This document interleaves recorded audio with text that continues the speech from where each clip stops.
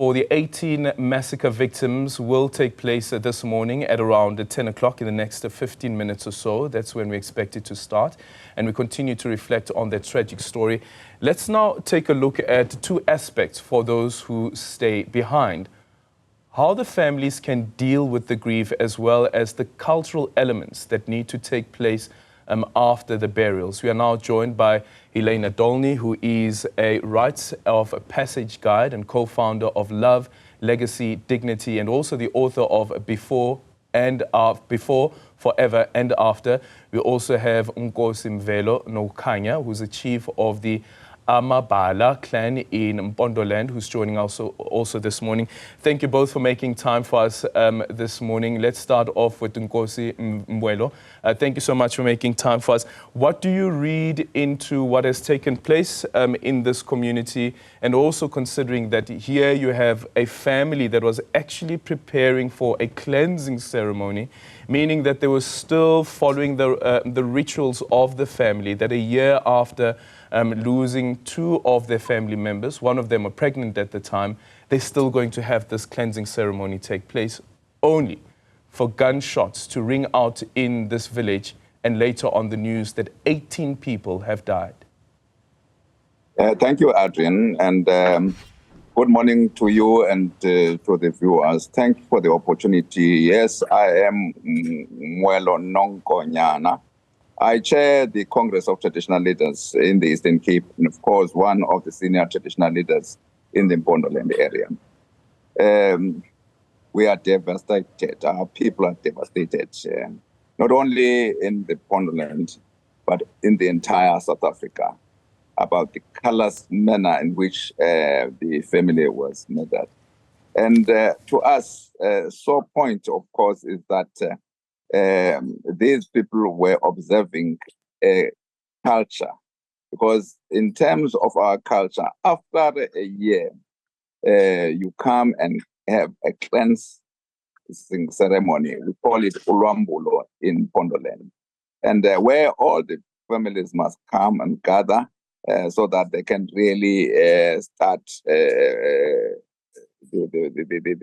life, and with new clothes and everything else. And so this thing has actually caused a lot of damage in terms of our culture. Again, Adrian, I don't know whether you still hear me. Yes, we can still hear you. Again, yes, Adrian, is that we believe, therefore, that those people, in terms of our culture, once people are killed like that, and we are not supposed to cry, and hence we avoid women being part of even the burial of those people, even seeing those people, and again. There must be also a cultural issue of taking their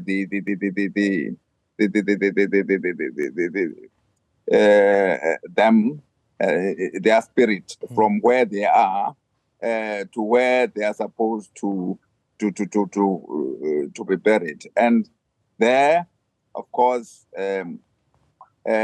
some elderly people or somebody of that family must actually be able to talk to the deceased and indicate to the deceased that they are there to take him or her to the restful place. And it's a sacred thing, and that needed to be done by the people who are experts in doing that, with a view then that at an appropriate time, because we don't take them to our home, because we believe that if you take that, we're saying you are taking really as ear to the family, because once you do that, you take that person and put his or her body in your family, you are actually introducing that what has happened may happen again. Hence, we don't take them to our home. We just take them to the grave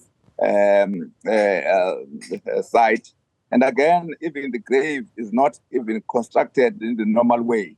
It is constructed in a sort of an abnormal way to signify that, of course, this person has who's lying here has died tragically. Then at an appropriate stage, therefore, you then take that person, of course, performance rituals, take that person to the home now to be part of then the ancestry, as it were. Will be part of the ancestry to cleanse her and then her or him, and then again there's that ceremony. That is why, as traditional leaders, and we were there and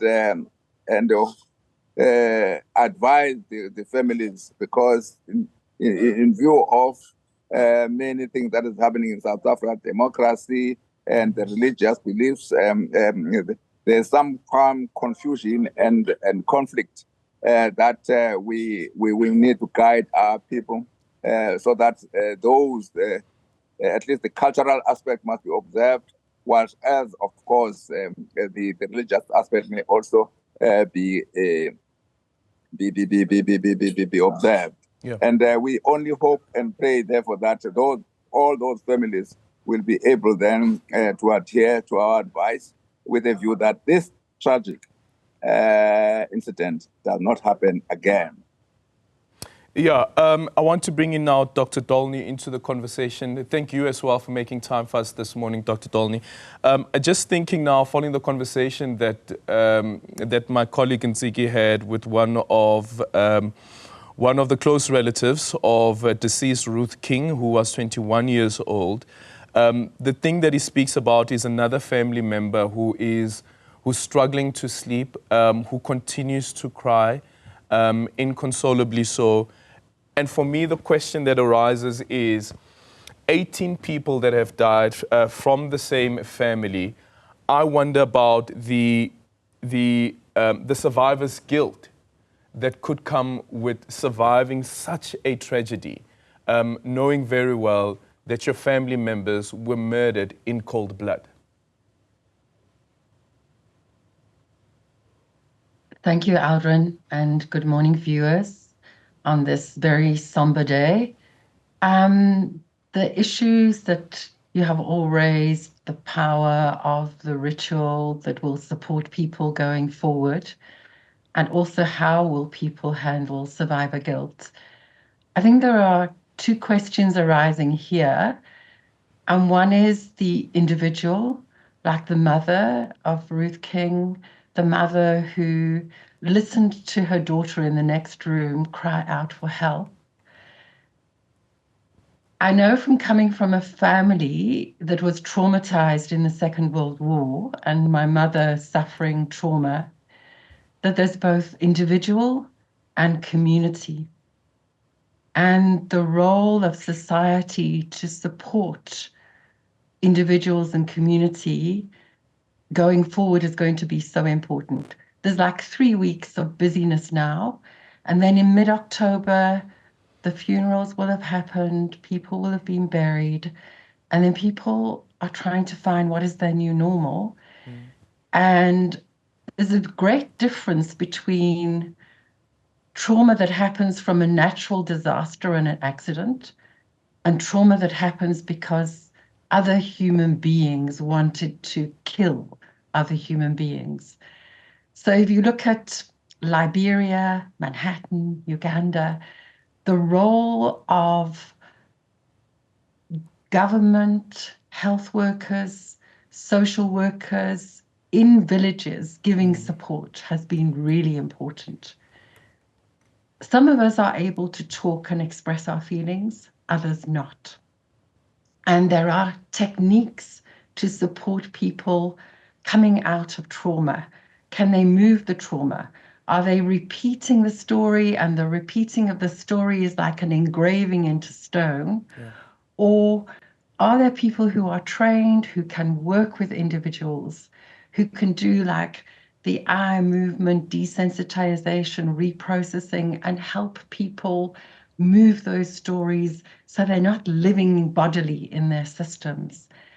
The talking of the stories. But some people cannot talk. And then art therapy may be important to people.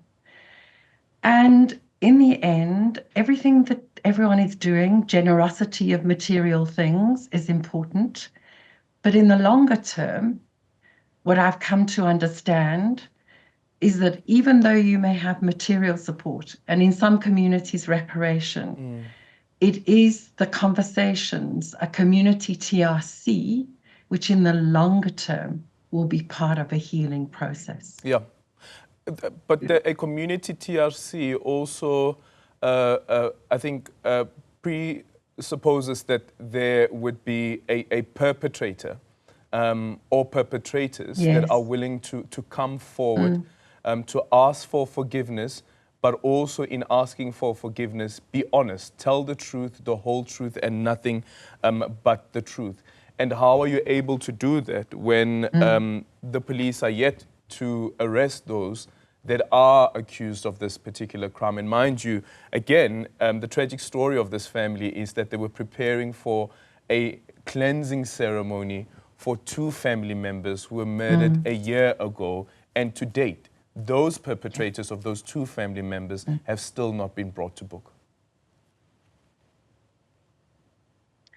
So it's a longer process. We know from our own TRC that was years and years later, and it took a lot of work.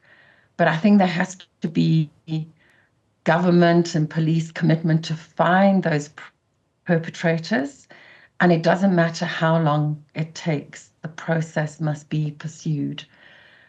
Because my understanding and also my personal experience is from family trauma, is that when that doesn't happen, the trauma and the healing is never complete. The trauma and the healing is never complete. Another aspect is for the family members, the community members who get left behind. So we're showing you now visuals of the scene itself where this incident took place. Here you have a bright pink and white house. You have some of the blankets as well that are being shown there. And then you have some of the grave sites as well within the homestead. I wonder, for community members outside of those who are relatives to this family, how they will process walking past these particular homes where these incidents took place. So I think that collective mourning is important, and collective mourning is bearing witness. I think it would be really helpful if community members, they are participating today, but there are all sorts of rituals of singing songs at a particular time, lighting candles at a particular time, using mpepo for cleansing at a particular time, and honoring. And perhaps the community can show their support, as people did during COVID, that there was like attunement, that you knew that people were grieving with you. So it's going to be really hard for community members to walk past, and it could be that they want to walk around and avoid the place. But in actual fact, if people can take a deep breath and show their support, and I think those things are important. You know, when Princess Diana died, people left flowers. When we had Madiba ill, there were vigils, there were candles, there were flowers. So whatever it is that a community can do that indicates that it is bearing witness and acknowledging the pain of others will be important in terms of collective mourning and supporting collective grieving to happen well. It becomes the realization that actually this ordeal did take place. You are not imagining it, but sometimes it does feel as though that that this isn't real.